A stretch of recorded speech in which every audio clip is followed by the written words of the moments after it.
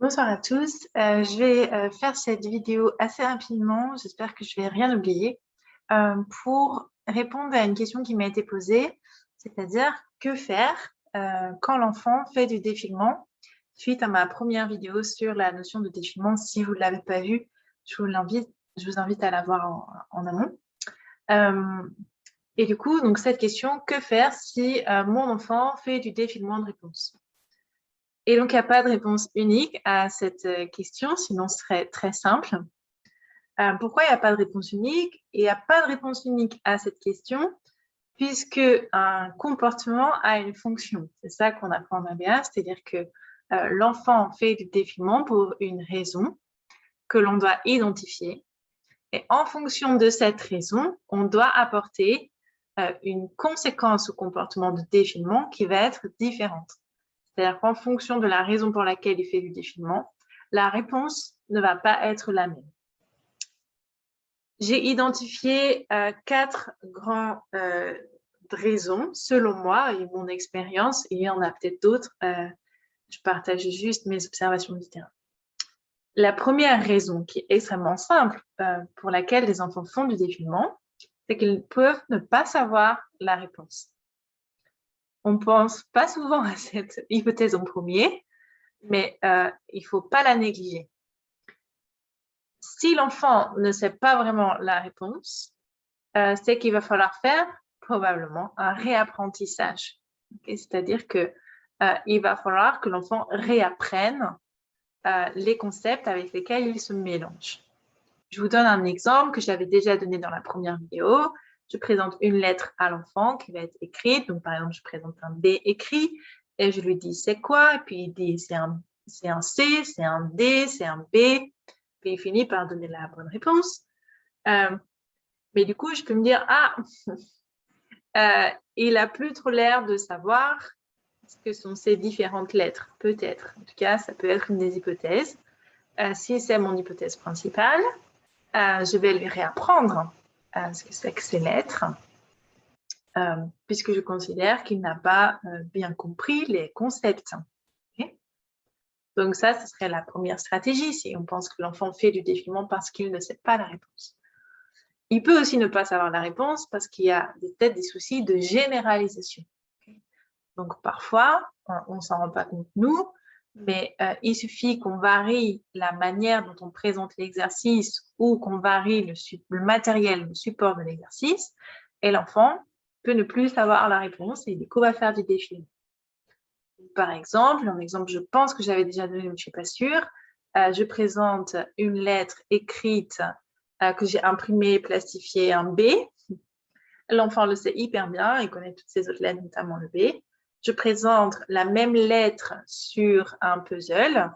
Des fois, ils ont casse vraiment de puzzle avec des lettres et l'enfant ne sait plus, quand je présente un B, quelle lettre c'est. Donc là, c'est un problème de généralisation du concept. Il n'a pas compris que le B qu'il connaît est la même chose que le B du puzzle.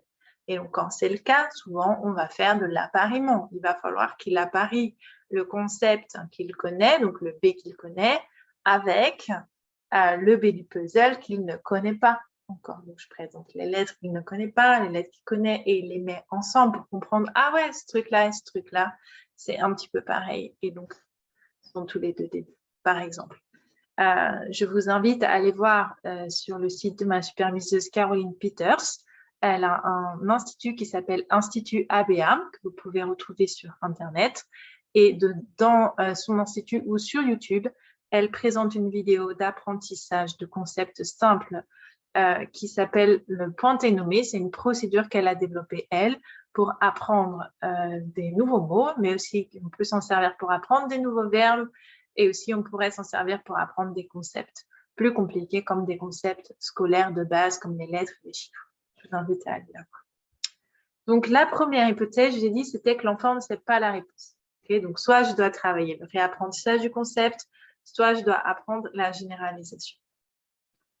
Petit détail, souvent, quand par exemple, je présente le B à l'enfant qui sait plus que c'est, il dit B, il dit C ou il dit D, et je me dis, ah, il sait plus que c'est le B. Il n'y a pas que ça. Avant, il a donné 2 autres réponses. Il a dit aussi C et D. Ben, moi, en général, quand l'enfant fait ces erreurs-là, je note les réponses qu'il a dit et je me dis, ah, c'est pas clair ces 3 lettres parce que c'est ce qu'il a dit. Donc, je vais réapprendre ces 3-là ensemble. Je vais lui remontrer ce que c'est que ces 3 trucs.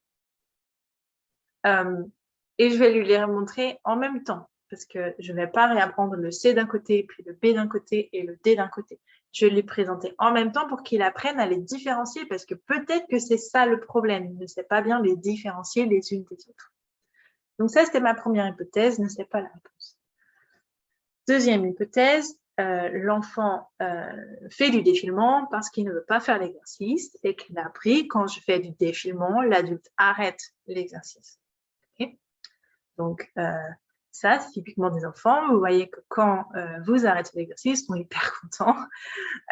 Et du coup, sur des trucs qu'ils savaient, ils le font de plus en plus pour que les exercices s'arrêtent finalement. Attention de vraiment être sûr que c'est pour ça, en tout cas. Mais si c'est le cas et vous pensez que c'est le cas, essayez de ne plus arrêter quand il fait du défilement. Okay? Pour qu'ils n'apprennent pas, je fais du défilement, la personne s'arrête, parce que des fois, les adultes s'arrêtent, ils se disent l'enfant ne sait pas, je m'arrête là.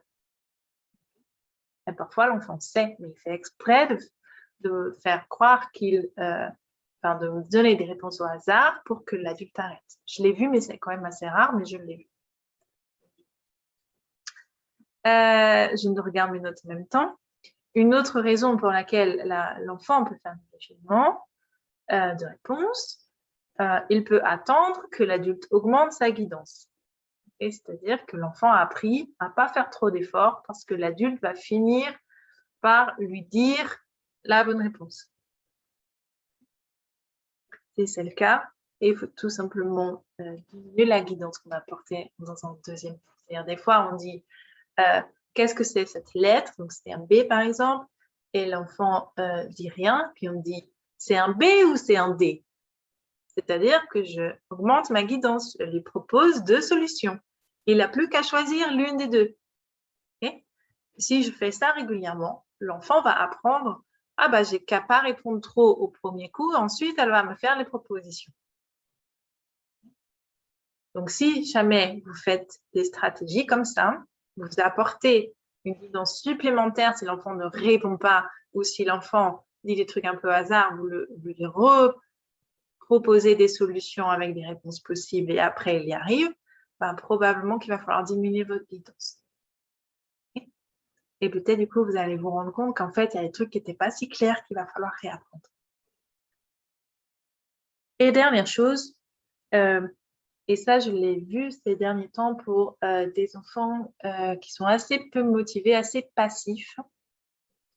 Les enfants peuvent faire du défilement parce qu'en fait, il n'y a pas de différence ou pas de conséquences différentes pour eux entre quand ils répondent des trucs au hasard et quand ils répondent des trucs tout bons du premier coup.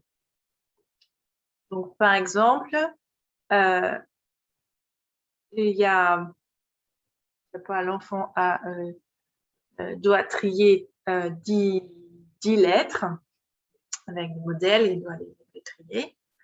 Et il fait 7 erreurs et il y a 3 qu'il n'a pas fait. Et du coup, on se dit, tiens, il ne sait pas si c'est là ou si c'est là ou si c'est là. Et du coup, on va des fois lui faire pas corriger son erreur, on dit, ok, c'est fini, tu t'en vas. Donc, l'enfant apprend pas à se corriger. Donc, ça, c'est la pire des choses, mais on peut le voir quand même. Des fois, on lui fait corriger. Donc, c'est-à-dire, les 3 qui restent, qu'il s'est trompé, il doit les remettre au bon endroit. Il doit refaire la correction. Mais quand j'ai fait cet exercice plusieurs fois et que j'ai fait la correction plusieurs fois avec cet enfant et qu'il n'améliore toujours pas sa performance, eh bien, je pense qu'il faut quand même se questionner. C'est-à-dire que j'ai des enfants qui font tout le temps les mêmes erreurs. Et en fait, après, il leur reste 3 trucs et ils arrivent à se corriger peut-être au bout de 1 fois ou peut-être même la 2e correction, ils arrivent à se corriger. Mais ils s'en fichent, okay, parce qu'ils considèrent que la correction les a aidés de plus en plus et au final, ils vont y arriver. Quand c'est comme ça, on peut recommencer l'exercice. Alors, je vais dire dès le début, je ne pense pas que je le referai vraiment dès le début. Mais par exemple, si j'avais un exercice de tri de 10 et que de toute façon, il fait toujours cette erreur, eh ben, je peux dire, bon, bah, maintenant, je vais un peu diminuer la difficulté de la tâche. Je vais lui donner à trier que 5, mais il partira en pause quand les 5 sont bien mis du premier coup. Sinon, je remélange tout et il recommence les 5 là, jusqu'à temps que ça soit bon du premier coup. Okay? Parce que du coup, l'enfant apprend qu'il va falloir y arriver tout de suite, sinon tu pars pas. Okay? Bien sûr que ça, on peut le faire que sur des concepts qu'on est vraiment très sûr que l'enfant sait. Okay? Parce que sinon, ça n'est pas bien traitant si l'enfant n'a pas le concept.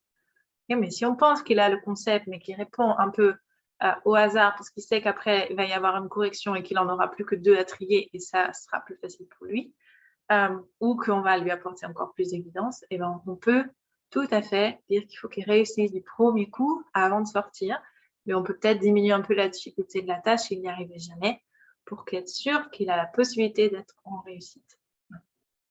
Voilà, j'espère que c'est clair. C'est une vidéo que j'ai tournée très vite parce que j'avais vu plein de choses ces derniers temps et que j'avais envie de la faire assez rapidement. N'hésitez pas s'il y a des questions plus précises, si elles ne sont pas claires, si j'ai fait des erreurs aussi, c'est possible. Voilà, vous pouvez tout à fait mettre un commentaire sous la vidéo YouTube. À bientôt.